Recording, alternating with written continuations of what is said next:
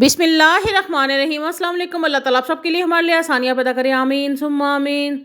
आज हम बना रहे हैं पकौड़ा मिक्स मसाला। जी, हम इसको बनाकर स्टोर करेंगे ताकि हमारा पूरा रमज़ान बहुत ही आसानी के साथ गुजर जाए। सिर्फ हम इसमें वेजिटेबल्स ऐड करेंगे और ये मसाला ऐड करेंगे और हमारे बहुत ही मज़ेदार से क्रिस्पी से पकौड़े बनकर रेडी हो जाएंगे। बिल्कुल भी हमें ये टेंशन नहीं होगी कि हमने ये मसाले इकट्ठे करने हैं, इनको अलग-अलग बोतलों में से निकालना है। तो आप एक दफ़ा इसको बनाकर रख लें, ज़िंदगी आसान हो जाएगी। अब यहाँ पे मैंने ले लिया है अनारदाना और मैंने ये 1.5 टेबल स्पून लिया है। पहले मैंने इसको अच्छे से वॉश कर लिया था। वॉश करने के बाद इसको मैंने वैसे ड्राई किया है धूप में रख के, ताकि ये अच्छे से खुशक हो जाए, लेकिन इसके अंदर फिर भी नमी रहती है, इसलिए मैंने इसको फ्राई पैन में ऐड कर दिया है। और अब इसको मैं ड्राई रोस्ट करूँगी ताकि इसकी अंदर की नमी जो है वो ख़त्म हो जाए, क्योंकि हमने इसको स्टोर करना है तो कोई चीज़ जो है उसमें नमी नहीं होनी चाहिए। अब यहाँ पे मैंने ले लिया है 1.5 टेबल स्पून ज़ीरा ले लिया है मैंने। 2 टेबल स्पून यहाँ पे मैं ले लूँगी साबुत धनिया। धनिया जो है साबुत अगर ऐड करें तो बहुत ही मज़ेदार और क्रंची सा टेस्ट आता है इसमें, जब ये पकौड़े के अंदर धनिया का फ्लेवर आता है, तो इसलिए धनिया साबुत ही रखिएगा। अब यहाँ पे 3/4 टेबल स्पून, यानी मैंने 1/4 हिस्सा जो है वो निकाल दिया था 1 टेबल स्पून में से, तो वो मैंने अजवाइन इसमें ऐड की है। अजवाइन से फ्लेवर बहुत अच्छा आता है, खुशबू बहुत अच्छी आती है।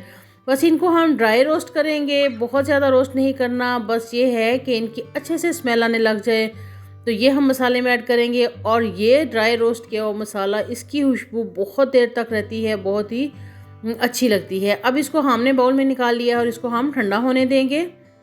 अब यहाँ पे ये जो हैं ड्राई रोस्ट किए हुए मसाले ये ठंडे हो चुके हैं, तो बाकी हम पाउडर फॉर्म में जो मसाले हैं वो इसमें ऐड कर देते हैं। अच्छा, यहाँ पे चम्मच मैंने ले ली है टेबल स्पून, जो मेजरमेंट टेबल स्पून मिलते हैं वही वाला मैंने यूज़ किया है। और बिल्कुल ये लेवल रख के आपने पैमाइश करनी है, ओवरलोड नहीं करना, बल्कि कट पैमाइश जो होती है, यानी इसको बिल्कुल बराबर, यानी कट करके जो यूज़ करते हैं वो वाला करना है। यहाँ पे मैंने 1.5 टेबल स्पून इसमें नमक ऐड कर दिया है और 1 1/4 यानी 1.25 टेबल स्पून जो है वो मैंने इसमें लाल मिर्च पाउडर ऐड कर दिया है। अब 1 टेबल स्पून इसमें मैं कुटी हुई लाल मिर्च ऐड कर रही हूँ। इसके बाद इसमें मैं डाल रही हूँ हल्दी। हल्दी जो है वो मैंने 3/4 टेबल स्पून, यानी 1 चम्मच में से चौथा हिस्सा निकाल दिया था। अब यहाँ पे मैंने छोटा चम्मच यानी टीस्पून मैंने ले लिया है और इस टीस्पून से मैं इसमें बेकिंग सोडा ऐड कर रही हूँ 1 टीस्पून। यहाँ पे मसाले हम मिक्स कर लेते हैं, क्योंकि यही मसाले हमें चाहिए थे जिनसे हमारा फ्लेवर जो है अच्छा आएगा। अब यहाँ पे मैंने 1/2 kg ले लिया है बेसन, और बेसन को मैं डायरेक्टली ऐड नहीं करूँगी, क्योंकि बेसन में अक्सर होता है कि इसमें गुठलियाँ लम्स वगैरह होते हैं, और जब हम इसको मसाले में हम डाल देंगे तो फिर तो इसको हमने छाना नहीं है। ज़ाहिरी बात है, हमारे स्पाइसेस है सारे इसमें, इसलिए हम इसको पहले छान के इस मसाले में ऐड करेंगे ताकि जो गुठलियाँ वगैरह हैं वो ख़त्म हो जाए। कोई कीड़ी होती है या कोई कुछ इस तरह की चीज़, तो वो भी ख़त्म इसमें से निकल जाए। तो यहाँ पे ये देखें, हमने ये बेसन इसमें ऐड कर दिया है। अब जिससे बहुत ही क्रंची सा फ्लेवर आएगा, क्रंची हमारे समोसे पकौड़े बनेंगे, वो हम इसमें ऐड करेंगे राइस फ्लोर। राइस फ्लोर जो होता है उससे पकौड़े जो है बहुत ही क्रंची बनते हैं। तो 2 टेबल स्पून भर के हम इसमें ये जो राइस फ्लोर है यानी चावल का आटा ऐड कर देंगे। ये एक ख़ास चीज़ है जो हम पकौड़ों में ऐड करें तो हमारे पकौड़े जो है काफ़ी टाइम तक क्रिस्पी रहते हैं, नरम नहीं पड़ते। तो अगर आपके पास है तो ये ज़रूर ऐड कीजिएगा, वरना नहीं है तो स्किप भी कर सकते हैं। लेकिन क्रंची और क्रिस्पी बनाने के लिए ये बेस्ट चीज़ है जो आप इन पकौड़ों में ऐड कर सकते हैं। यहाँ पे मिक्सिंग अच्छे से कर लेंगे ताकि सारे मसाले बेसन में अच्छे से मिक्स हो जाए। ये नहीं कि कुछ जो है वो कहीं से कम हो कहीं से ज़्यादा हो, तो इस तरह जो टेस्ट है वो ख़राब हो जाएगा। एक दफ़ा हम निकालेंगे तो मसाले तेज़ होंगे, एक दफ़ा निकालेंगे तो मसाले जो है वो कम होंगे, इसलिए मिक्सिंग अच्छे से करनी है।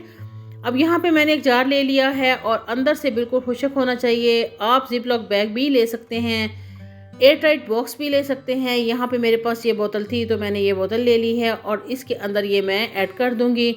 और इसका जो कैप है वो अच्छे से बंद करके हम इसको 2 से 3 महीने ईज़िली स्टोर कर सकते हैं, क्योंकि नमी का मौसम नहीं है तो काफ़ी टाइम ये चल सकते हैं। तो यहाँ पे हम हमारा जो है मसाला पकौड़ा मसाला जो है ये रेडी हो गया है। अब इससे हम पकौड़ा भी बनाएंगे, देखते हैं कि कितना इसमें ऐड होता है। 1 कप के बराबर मैंने यहाँ पे आलू ले लिया है, 1 छोटा प्याज ले लिया, उसको भी मैंने लच्छे में कट कर लिया, थोड़ी सी पालक इसमें ऐड कर दी। बस यही चीज़ें जाएंगी और इसके बाद सिर्फ वो मसाला जाएगा जो हमने बना के रखा है। कुछ भी और हमें ऐड नहीं करना पड़ेगा, टाइम भी कम लगेगा। लेकिन मसाला जब भी आप डालें, बोतल को अच्छे से आप हिला लें ताकि इसमें अगर बेसन इकट्ठा हुआ है या गुठलियाँ बनी हुई हैं तो वो ख़त्म हो जाएं। वैसे भी ये होता है कि हिलाने से जो मसाले की मिक्सिंग की कोई कमी रह गई हो तो वो भी ठीक हो जाती है। अब यहाँ पे मैंने 1/3 कप पहले मैंने मसाला इसमें ऐड किया है, बेसन मसाला।